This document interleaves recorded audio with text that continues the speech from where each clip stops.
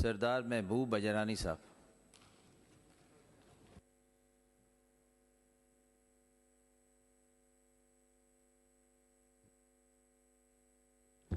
बिस्मिल्लाहिर्रहमानिर्रहीम।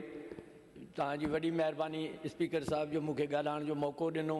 सभ खां पहिरियों त मां चेयरमैन जनाब बिलावल भुट्टो ज़रदारी साहब ऐं प्रेसिडेंट जनाब आसिफ़ अली ज़रदारी साहब, अदी फरियाद ऐं CM साहब खे मुबारकबाद ॾींदुमि त हिननि तमामु बहितरीनु बजट पेश कयो आहे। हिन हालातनि में इन खां वधीक बजट कोन थी सघियो पए।